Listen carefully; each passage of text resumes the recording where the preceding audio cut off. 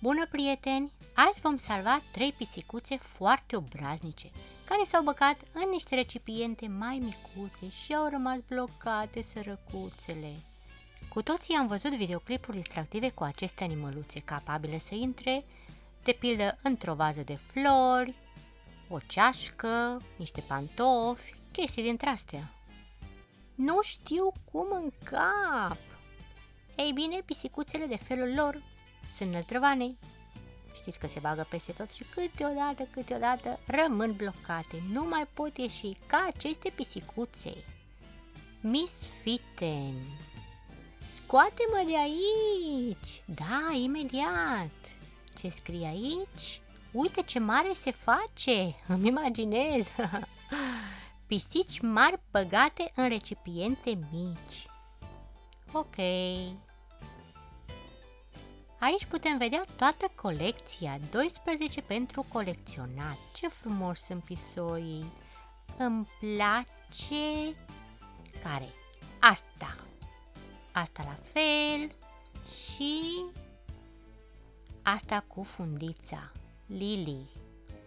În realitate îmi plac toate. Și roșcata asta e frumoasă. Eu am aici o codiță, o pisică cu o codiță portocalie. Înseamnă că poate să fie în interior aceasta, sau poate Harper, aceasta, sau Ava, pisicuța albastră. Nu? Eu cred că așa este, nu? Eu văd aici 4 pisicuțe cu coadă portocalie, alte 4 cu codița mov și 4 cu coada roz. Bun.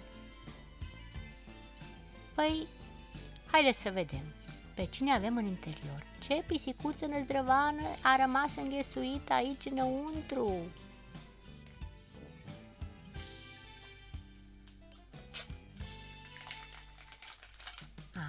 O pată de ciocolată sau de cafea? Să vedem.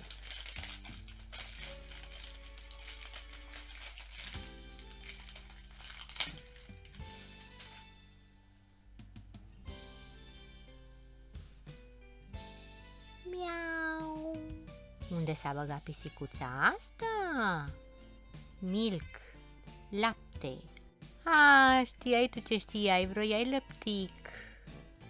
Prieteni, pisicuța s-a băgat într-o cutie sau o sticlă de lapte. Haideți să o salvăm! Miau! Stai liniștită că acum te scot! Ești dolofană, știai? Cum te-ai băgat aici?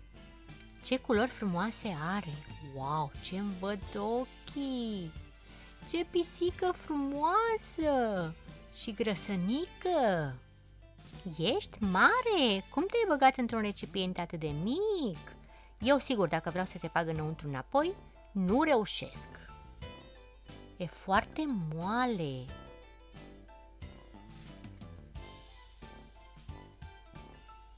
Ce fundiță frumoasă! Un albastru metalizat foarte strălucitoare. Ochișorii albaștri și are pe față ca și cum ar fi o mască roz. Lăbuțele roz, la fel și codița. Stați să eliberez coada care are un carton aici. Gata. E superbă pisicuța. Vă place, prieteni? Haideți să-i vedem numele. Aici avem lista colecționarului. O grămadă de pisicuțe. Jasper, Murphy, Lily. Aceasta este pisicuța noastră. Ce scumpică este!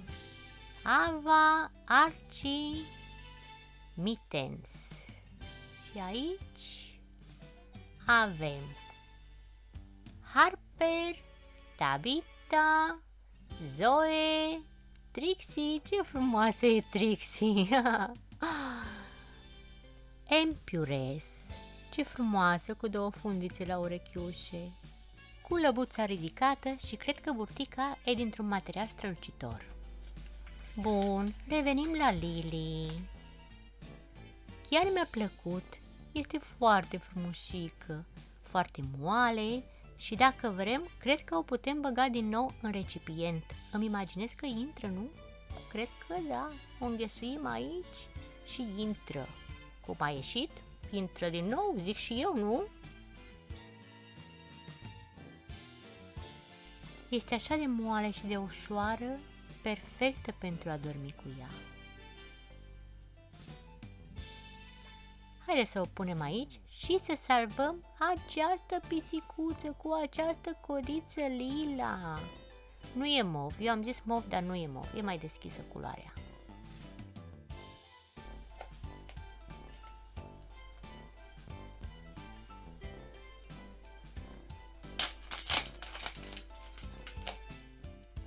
Am pierdut pe unde se deschide. Unde este? De toate formele niciodată funcționează. Nu se deschide niciodată bine.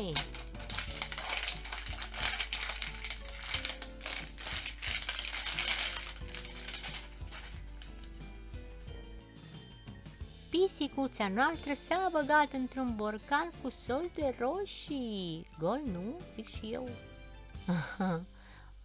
Nu, și-a murdărit lăbuțele cu sosul de roșii. Informațiile acestui produs.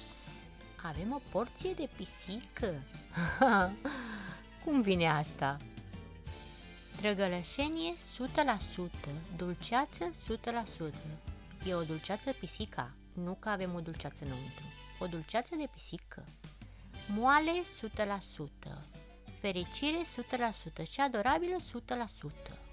Bun, haideți să-l ajutăm sau să o ajutăm să iasă din acest borcan cu sos de roșii. Wow! Ce culori frumoase are!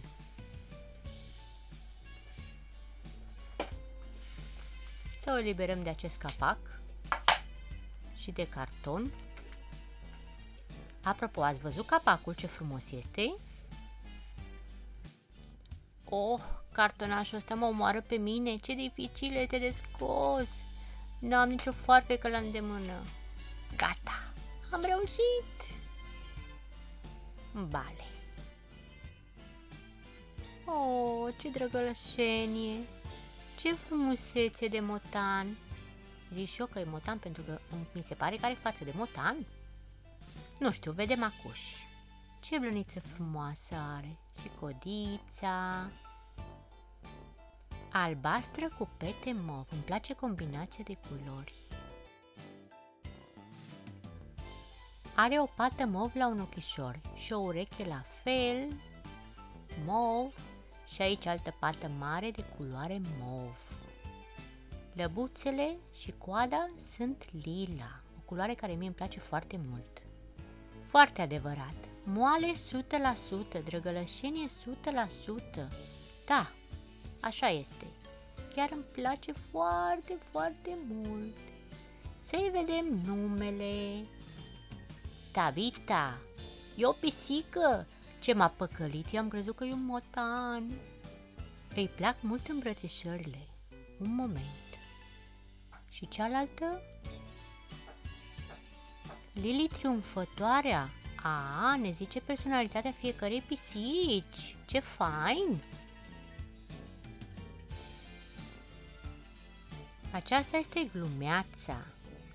Protectoarea. Minunata. Ava, extrovertită. Archie, aventuriera. Ajutoarea. Ce fain! Asta este foarte frumușică. Ok.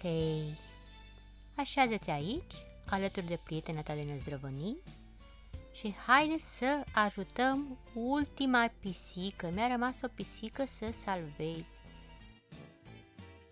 Unde s-a băgat pisicuța asta? Într-un cocktail de fructe, fără zahăr, made from fake cats, 100%.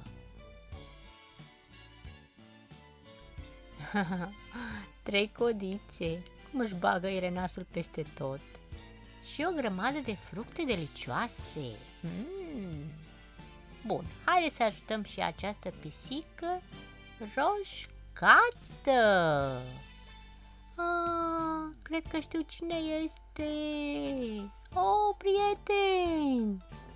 Preferata mea! Eu vroiam roșcata asta! Oh, ce frumoasă este! Urechile, prieteni, roz strălucitor, ce frumoase sunt, un roz metalizat, niște ochi mari și verzi și o burtică roz, moale, o șuviță de păr albastru deschis. Lăbuțele sunt roz, codița portocalie. Nu mi-amintesc numele, cum te numeai? Pe aici nu. Este Jaspur. Protectoarea. Jaspur e nume de pisică? Pare mai mult de motan. În sfârșit, Jaspur, pisicuța noastră roșcată. Ok, prieteni, v-am prezentat cele 3 pisici năzdrăvane. Acum vă prezint cea de-a 4-a.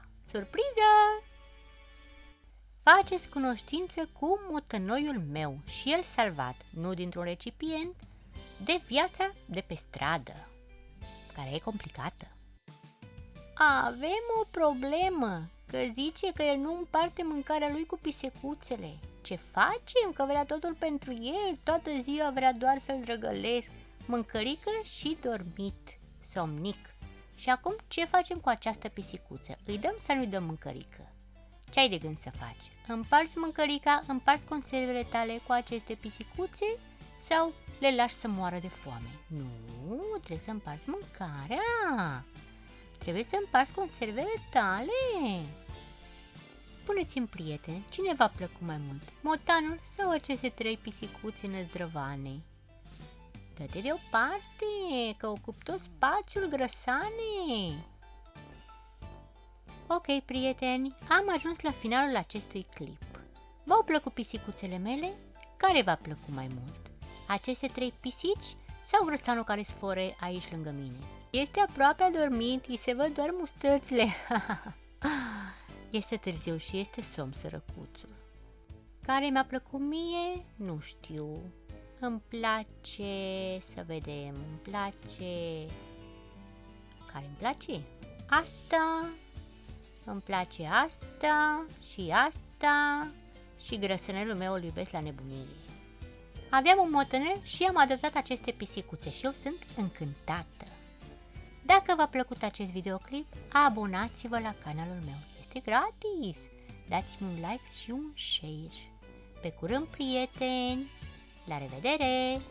Tu n-ai de gând să te rămas bun de la prieteni? Ridică lăbuța! Zi la revedere! La revedere!